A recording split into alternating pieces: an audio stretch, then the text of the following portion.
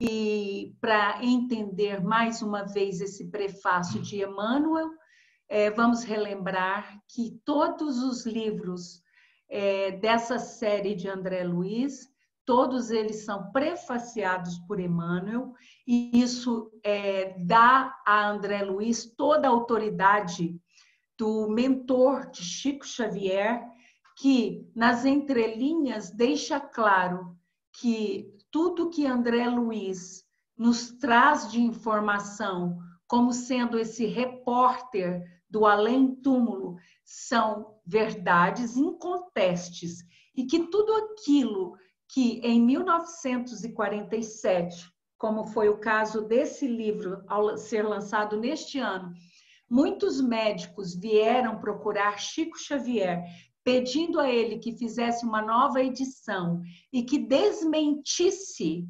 parte dos ensinamentos que traziam esse livro sobre a psiquiatria. E Chico disse: eu não posso fazer isso, porque os verdadeiros autores da obra me dizem que no tempo certo a ciência comprovará todas essas informações. E todas elas, principalmente a respeito do cérebro trino, que é uma das primeiras informações dos primeiros capítulos que André Luiz nos traz. No ano de 1947, a ciência ainda não tinha comprovação desse tipo de divisão do cérebro, né? Então, são ensinamentos muito valiosos que André Luiz nos traz. E hoje nós abrimos o capítulo 1, cujo título é Entre Dois Planos. Por que entre dois planos? Porque nós vamos ver que as informações que são recebidas neste primeiro capítulo nos dão conta de que todos os acontecimentos acontecem num período transitório entre a crosta e o espaço do nosso lar, aonde estão André Luiz e Calderaro. Lembrando que Eusébio, que é o missionário que vai guiar Calderaro e André Luiz nesse livro, ele é um espírito elevadíssimo e que ele renuncia à sua condição de estar em mundos safirinos, de elevadíssima luz, para poder dirigir um educandário para espíritos intermediários. Então, a gente vai ver isso ao longo deste capítulo.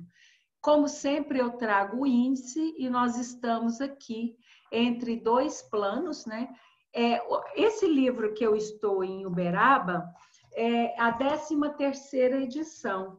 Então, aqui está apontando que começa na página 10, mas na 13ª edição ele começa na página 8. Só para vocês saberem que em cada edição pode ter alguma variação, né, de página, não que mude o que está escrito por André Luiz, mas são páginas que são adicionadas com agradecimentos, com instruções da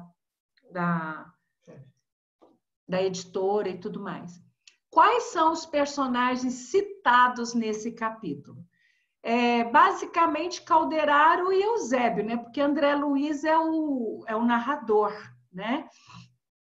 Calderaro, ele é citado na página 9, né? Ele é um assistente especialista em atendimentos na crosta terrestre e ele trabalha com psiquiatria iluminada.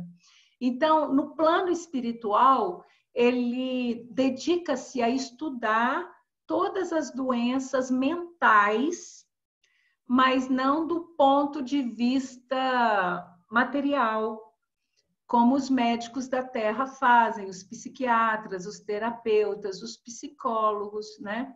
Ele vai estudar a psiquiatria iluminada e as doenças mentais muito conhecidas aqui na Terra, como a depressão, a angústia, a ansiedade, a esquizofrenia, e também doenças físicas da ordem da epilepsia, né? Então, mongolismo, ele vai estudar essas enfermidades do ponto de vista espiritual, né? E fica nisso? Não, porque ao mesmo tempo em que ele estuda isso no plano espiritual, ele traz isso para os encarnados. E a gente vai ver de que forma, né, os encarnados, quando se desprendem através do sono e que vão para estudo no plano espiritual, eles recebem essas informações.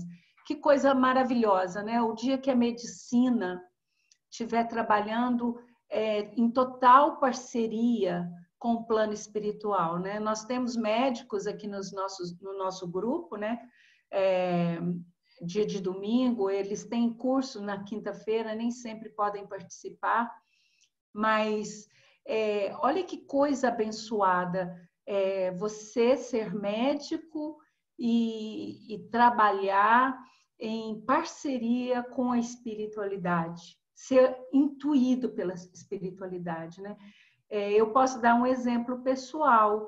Eu não conhecia a depressão e zombava da depressão.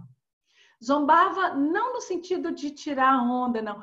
Eu achava que a depressão, pela minha ignorância, era assim, olha, se você visitar um hospital, visitar uma ala de pacientes terminais, você vai ver que a sua depressão não faz sentido.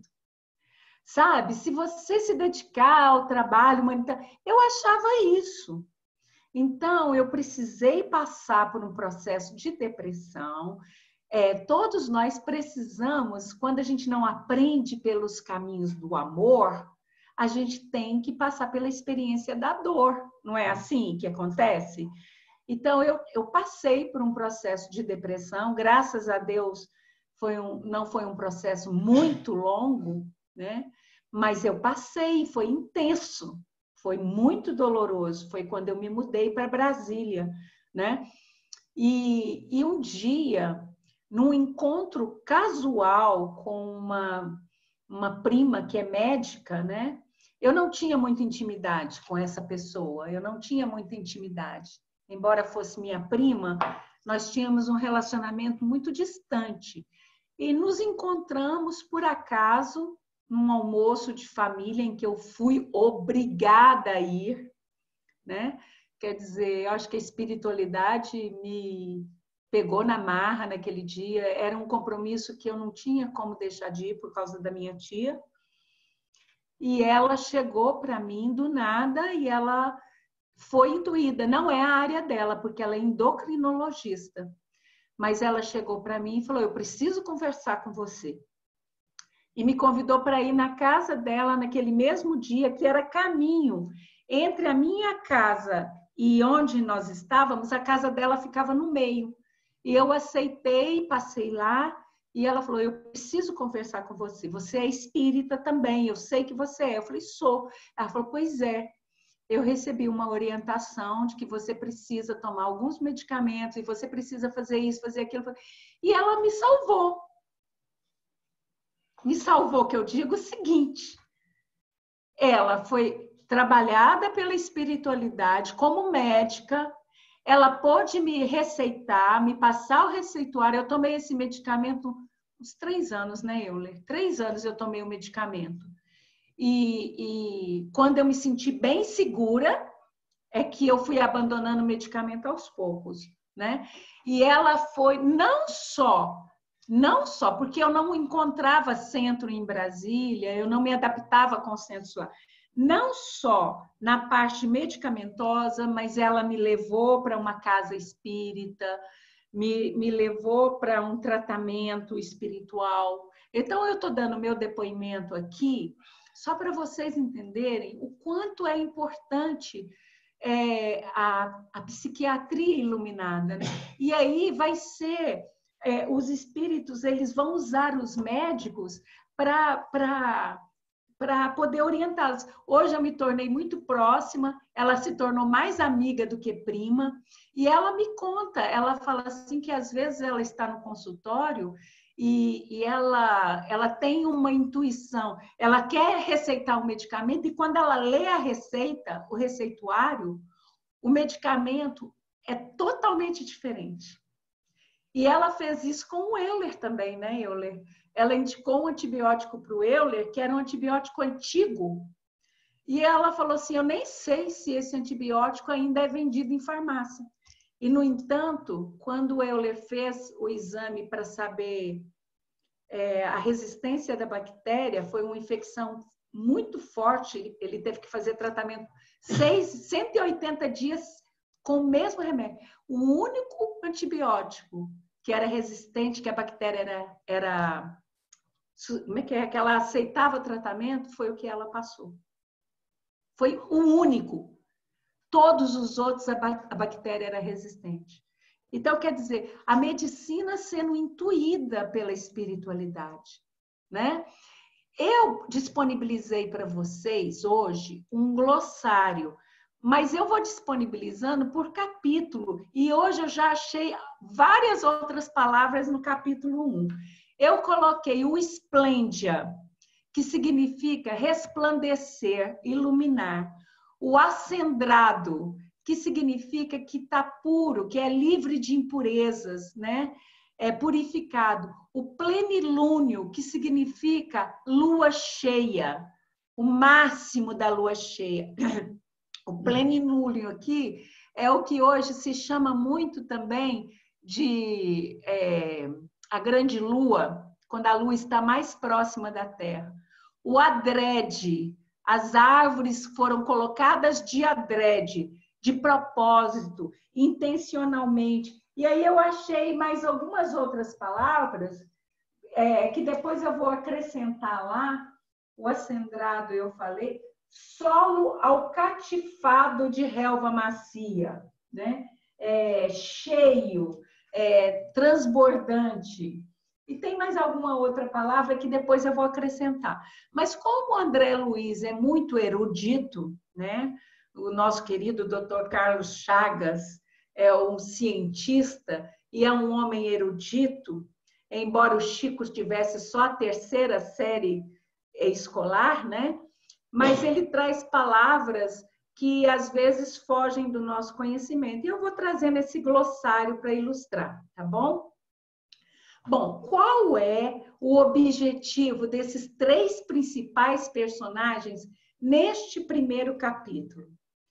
Aí, quem responde é o próprio André Luiz.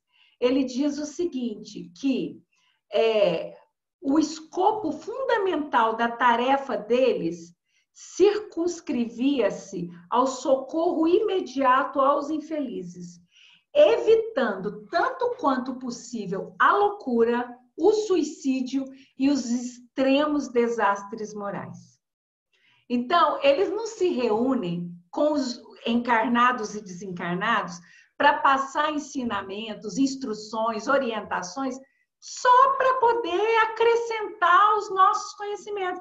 Então, de madrugada, está lá eu, o Olímpio, a Letícia com a mãe dela, a Andresa, a Flávia, a Glauciane, então todo mundo lá. Oi, gente, tudo bem? Então, nos trouxeram para cá, parece que nós vamos aprender alguma coisa. Só para aprender e enriquecer os nossos conhecimentos pessoais.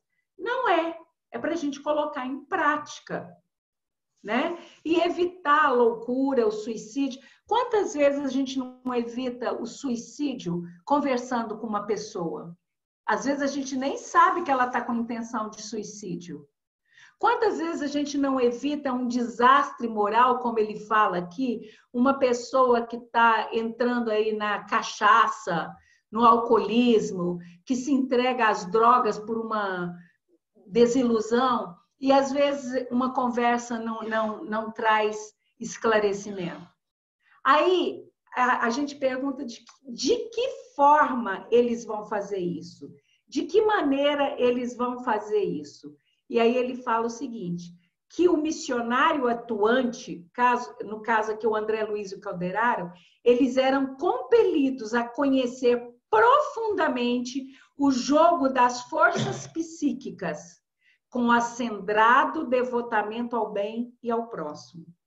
né? Então, antes da gente se propor a ajudar, a gente precisa ter conhecimento de causa. Lembra a história do avião? Para você, o avião entrou em pane. Para você ajudar, seja seu filho, que é uma criança que está do seu lado, seja um idoso que está sem condições ao seu lado. O que você precisa fazer em primeiro lugar? Colocar a sua própria máscara de oxigênio. Só depois que você colocar a sua máscara é que você vai colocar na criança e que vai colocar no idoso. Não é assim? Não é essa a regra? Então, para eu ajudar, para eu fazer o bem, não basta só eu ter boa vontade. Eu preciso saber fazer o bem. Sabe aquela coisa de você dar a esmola, mas não dar a esmola dignamente? Sabe? A esmola que eu falo aqui não é nem só o recurso material, é qualquer tipo de recurso. Sabe? Falar assim, você está lá atendendo uma pessoa que está com depressão. Aí você fala assim, não, ó, você vai ter que ir no hospital comigo. Você vai na próxima visita ao hospital comigo para você ver o que é sofrimento. Aquilo que é sofrimento está errado. O Hans me ensinou a ver isso. Veja bem, a pessoa que está com depressão, que está com angústia, no momento, para ela, aquilo que está causando a depressão dela é um monstro enorme. Eu preciso respeitar isso. Eu preciso respeitar aquele momento daquela pessoa. Se ela quiser me acompanhar numa visita fraterna, eu vou dizer para ela, olha, o dia que você quiser ir comigo, me fala que eu vou te levar junto. Olha, o dia que você quiser entrar na sala virtual, participar do culto ao domingo, receber um passe espiritual, tá às ordens. Mas não é o momento dela. A depressão para ela, naquele momento, é real. Pode não ser para mim que estou de fora e que estou vendo. Ela terminou isso. Eu falo muito para as meninas namoradoras aqui do grupo, né? Às vezes alguma das meninas termina com o namorado, ai, quero morrer, quero morrer. Eu falo, opa, peraí, vamos. Para mim, eu falo, ela terminou esse namorado, aí daqui a pouco está namorando de novo. Mas para elas isso é uma dor real. É uma dor que vai implicar em crescimento, em amadurecimento, mas é real naquele momento.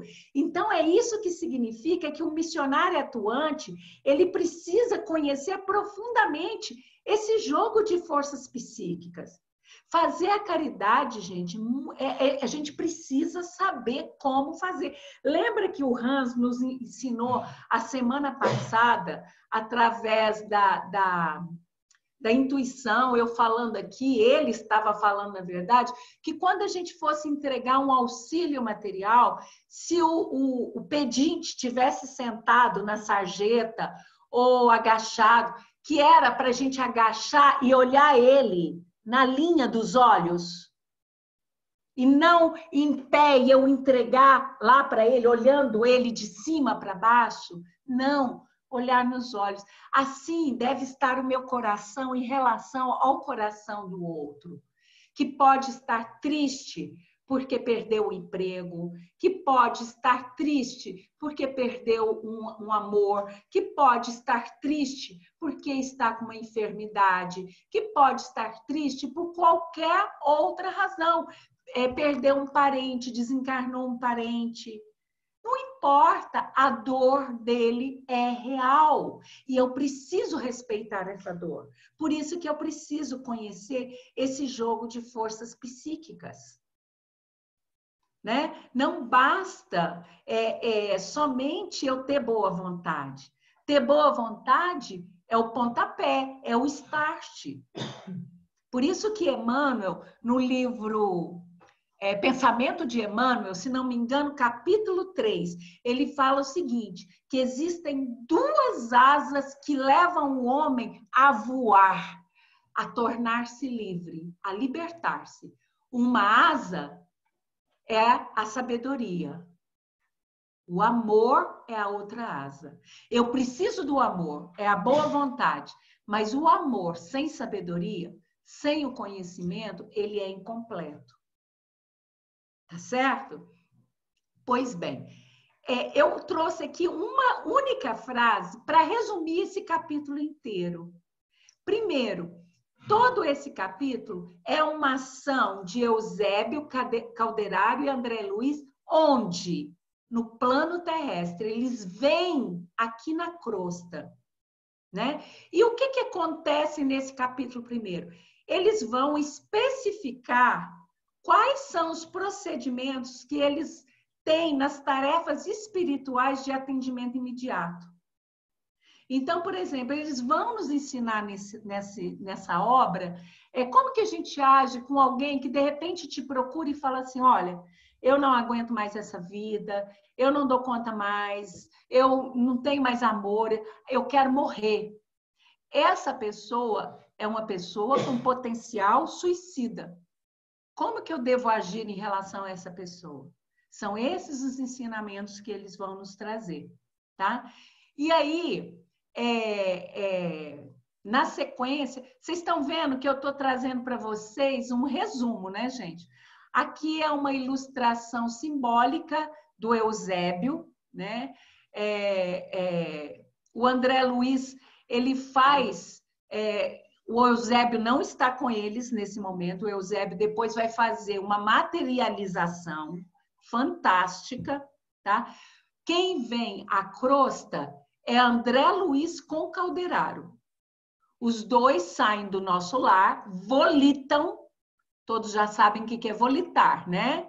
Para quem não sabe, volitar é transportar-se pela velocidade do pensamento, né? Então, como estão só os dois, eles não estão aqui acompanhados de irmãos sofredores, irmãos que estão sendo socorridos, que nesse caso eles respeitam, né? Então, eles aqui estão, só os dois, eles volitam do nosso lar para a crosta terrestre. Eles vão para um determinado local da crosta para assistir a uma palestra feita por Eusébio, tá? Não se fala qual que é este local, mas muito provavelmente próximo ao Rio de Janeiro.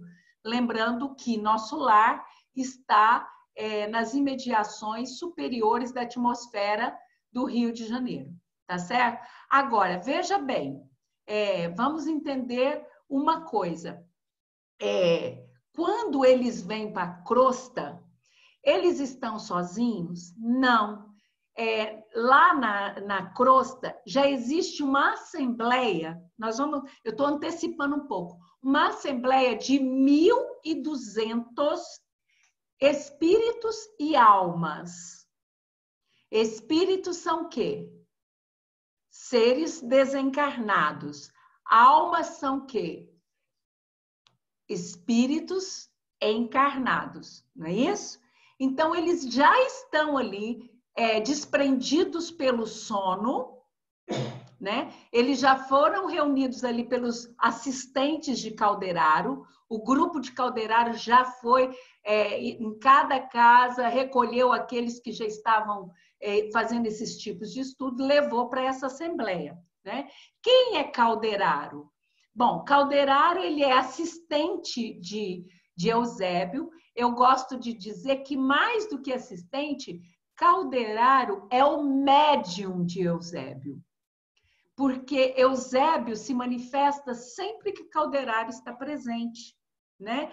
Então, ele presta serviço ativo na crosta terrestre, né?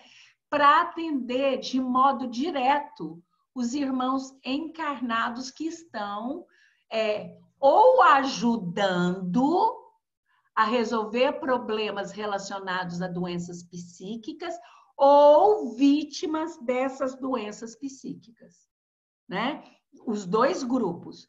Ele se especializou no nosso lar em estudar a ciência do socorro espiritual para esse tipo de enfermidades. E aí André Luiz deu esse nome de psiquiatria iluminada. Então, vocês vão ouvir falar muito dessa psiquiatria iluminada, né? Ele estuda o cérebro humano, né? Da mesma forma como nós desenvolvemos equipamentos como a tomografia e a ressonância magnética, olhando o cérebro por dentro, e hoje a ressonância consegue ver as áreas iluminadas do cérebro com determinados, onde acontecem determinadas habilidades, e a ciência já consegue, inclusive, está se adiantando muito na comunicação com pacientes em coma pela ressonância magnética. De que forma? Sabe-se hoje que nós espíritas já sabemos que o espírito não está desligado do corpo comático. O corpo está em coma, mas o espírito está presente. Portanto, ele ouve, ele presencia tudo o que acontece ao seu derredor. Por isso é tão importante a assistência familiar ao paciente que está em coma, levando palavras de carinho, de conforto, de tolerância, de resignação. E hoje a ciência já consegue estabelecer comunicação com pacientes que estão em coma há muitos anos. De que forma? Existem 2 lobos no nosso cérebro, direito e esquerdo, e existem áreas em que o cérebro estabelece iluminação para tudo que é positivo, para tudo que é sim, para tudo que ele gosta. E existem áreas em que o cérebro estabelece cores para tudo que é negativo, que ele não gosta, que causa desconforto para ele. Então, o paciente que está em coma, gente, olha aí a intermediação, a intersecção de ciência e espiritismo, hein? Pela tecnologia. É o que eu falei, a tecnologia usada para o bem é uma maravilha. Então, o que acontece? O médico pergunta ao paciente que está lá no equipamento de ressonância magnética, que é aquele tubo que você entra dentro dele.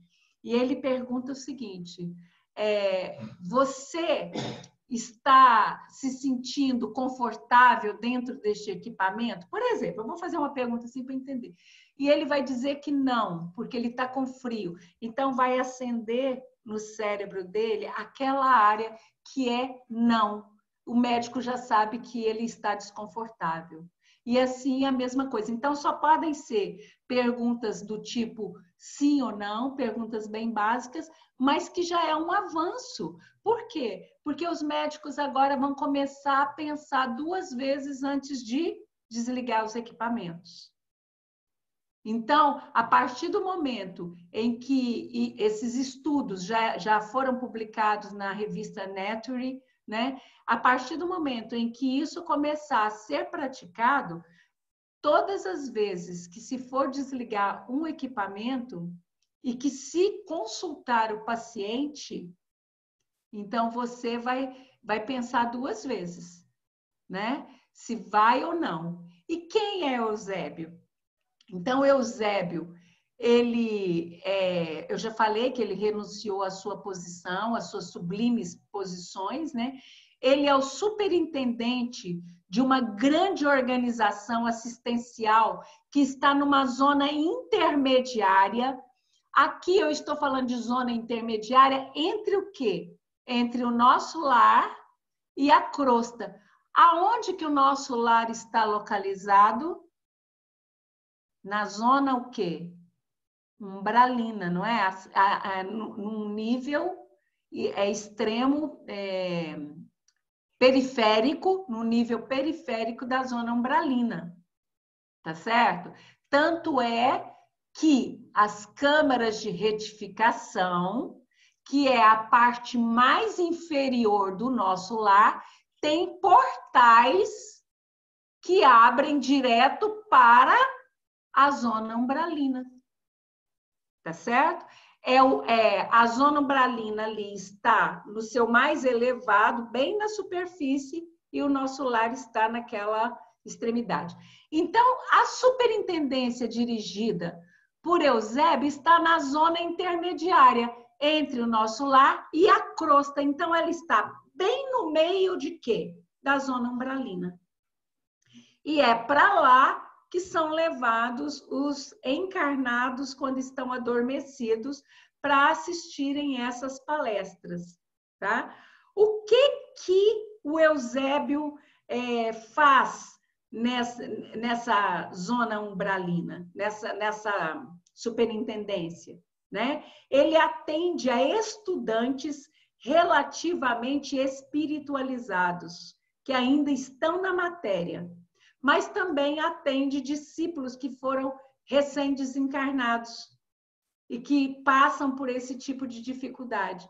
Às vezes, pessoas que desencarnam vítimas de depressão, né, de suicídio, alguns casos de suicídio, e que vão ali para ele. Aqui, supostamente, é a instituição em que é administrada pelo Eusébio, é um desenho simbólico, né, inspirado pela espiritualidade, né, em que está um céu azul muito claro, né, vocês estão percebendo, mas vocês têm que lembrar que a energia que tem dentro desta bolha, ela é totalmente protegida da influência da área externa da zona umbralina, ali naquele lugar. Tá certo? Pois bem, a descrição da paisagem terrestre do ponto de vista espiritual. Por que eu trouxe isso para vocês? Aqui é uma descrição que o André Luiz faz. Vocês já olharam para o céu hoje à noite? Quem que olhou para o céu aí, levanta a mão. Alguém aqui hoje já admirou a beleza das aves, viram as árvores da sua rua, perceberam um tom de verde que várias folhas têm? A gente não faz isso o tempo todo, né? Mas olha, quando se está com os olhos, tira esse véu espesso da Matrix, né, que é um véu sobre os nossos olhos, né, a gente consegue enxergar as coisas com muito mais clareza, né? Olha a descrição que o André Luiz faz da madrugada. Ele fala que o luar esplendia, revestindo todos os ângulos da paisagem com intensa luz, né? Eu jamais pensaria em descrever o luar dessa maneira, né? Ele diz que maravilhosos cúmulos a oeste. Cúmulos são nuvens, né? Tipos de nuvens em formato de algodão, né? Espraiados no horizonte, que se semelhavam a castelos de espuma láctea, brancas, né? Muito alvas, perdidas no imenso azul, confinando com a amplidão. O quadro terrestre contrastava com o doce encantamento do alto, deixando entrever a vasta planície recamada de arvoredo em pesado verde escuro. Então, ele conseguia ver o maravilhoso espetáculo do céu, do luar, da lua, das nuvens, e ao mesmo tempo ele olhava para a crosta e via aquele bosque, né, cheio de árvores, naquele verde escuro da noite. Ao sul, se ao oeste estavam os cúmulos, ao sul, caprichosos cirros também são tipos de nuvens, reclinavam-se do céu sobre a terra, simbolizando adornos de gaze esvoaçante. Olha que descrição poética das nuvens.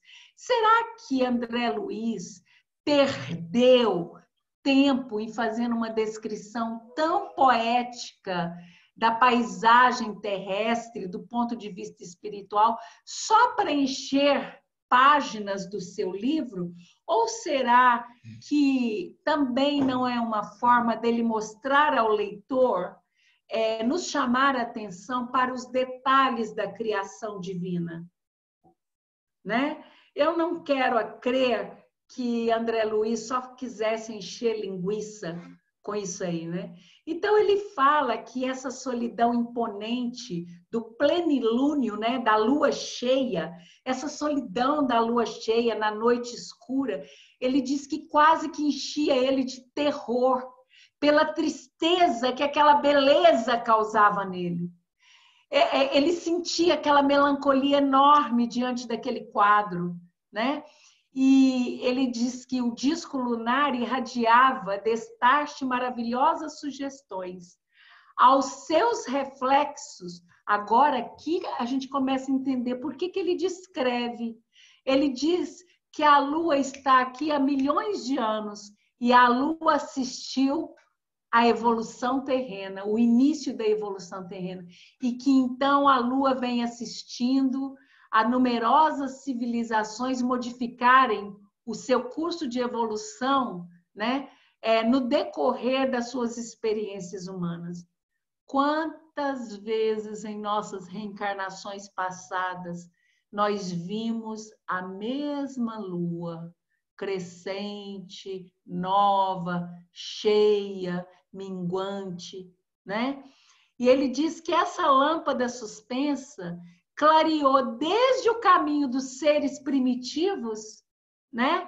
Aqueles que estavam descobrindo fogo, a roda, as primeiras ferramentas, até o passo dos conquistadores, dos espanhóis, dos portugueses conquistando o Novo Mundo, e depois dos bandeirantes embrenhando-se pelo Brasil adentro, procurando escravizar os índios, procurando ouro e pedras preciosas, e a Lua, a mesma Lua, assistindo como testemunha impassível a todos esses eventos, da mesma forma que ela assistiu a fundação de cidades suntuosas, da mesma forma como ela acompanhou a destruição do planeta por vários cataclismas.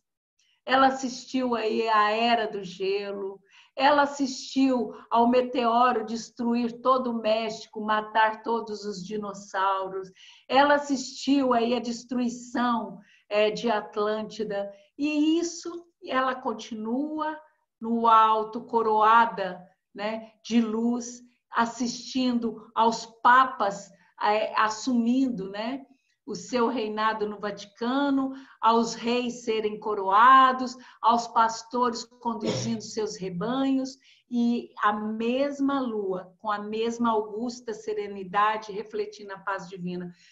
Aí eu fico pensando, será que toda essa descrição é só poesia por parte de André Luiz ou é um convite a refletir sobre toda a criação, né, de Jesus aqui na Terra? Nós temos que lembrar que Deus, o Augusto Criador, designou Jesus por ser o nosso arquiteto divino, né? Então, eu penso que essa descrição poética é uma forma abençoada de nos chamar à reflexão sobre todos esses detalhes que estão à nossa volta e que passam desapercebidos. Eu já vou terminar, porque nós já são 21h10 e não vai dar para a gente terminar todo o capítulo. E a gente não tem pressa, né? Mas vou fazer mais essa lâmina aqui. Cá embaixo, ou seja, aqui na crosta, desencarnados e encarnados, possuidores de relativa inteligência, eles podiam o quê? Proceder a experimentos, reparar estradas, contrair compromissos ou edificar virtudes entre esperança e inquietação. Então, enquanto a gente estava aqui aprendendo, desenvolvendo tecnologias, passando pela idade das trevas, sofrendo aí os percalços da Inquisição ou sendo inquisidores, né? Muitos de nós aqui, ó, no grupo foram inquisidores, né? Foram templários. O que são isso? Experimentos. Então, muitos de nós passamos por experimentos, abrimos estradas, destruímos estradas, abrimos estradas com muito sacrifício, depois a gente vai lá, manda uma bomba de Hiroshima destruir as estradas, né? Contraindo compromissos, ou então edificando virtudes, e a lua continua a mesma, solitária, alvinitente, nos trazendo a ideia de tranquilidade inexpugnável da divina lei. Chico Xavier nos ensina que aqui na Terra existem 3 prisões. Aqui no sistema solar, desculpa, existem 3 prisões. Uma prisão é em Mercúrio, e ele é o Cristo de Mercúrio. A segunda prisão é na Lua, e ele é o Cristo da Terra, da qual a Lua é um satélite. A terceira prisão é em Plutão, e ele é o Cristo de Plutão, né? Então, ele nos ensina que a Lua nos empresta essa função. Então, por muito tempo, espíritos renitentes no mal, na perversidade, que estavam desencarnando, já nesses idos nossos, estavam sendo, vamos falar uma palavra feia, mas estavam sendo armazenados ou aprisionados, dormindo em forma comática, né, na Lua, mas agora já foram transferidos para Quirón, para poder renascer no mundo primitivo que está em construção, né, e poder, através do trabalho, começar uma nova atividade de evolucionista, né? Então, a região do encontro está próxima. Calderaro alerta André Luiz, nós estamos chegando lá na crosta, nós estamos chegando lá no local que foi designado por Eusébio para a gente fazer o trabalho dessa noite. E, imediatamente, André Luiz sente a responsabilidade de manter-se atento, né? De saber que ele não estava só, né? Ele falou assim, olha, nós dois não viajamos sem um objetivo, nós viemos aqui para a crosta para trabalhar, em breve minutos nós vamos partilhar dos trabalhos do missionário Eusébio, né? Então, ele estava muito consciente dessa responsabilidade, tá? Eu vou parar por aqui. Na próxima quinta-feira, nós vamos assistir à materialização do Eusébio, vamos ouvir a famosa oração feita por Eusébio, que se tornou famosíssima na doutrina espírita, e vamos também conhecer os demais trabalhos que eles farão com esses 1.200 assistentes, tá? Dessa palestra que eles vão realizar ali, ok? Alguma dúvida acerca dessa primeira parte do capítulo 1? Está aberto para comentários, podem fazer seus comentários.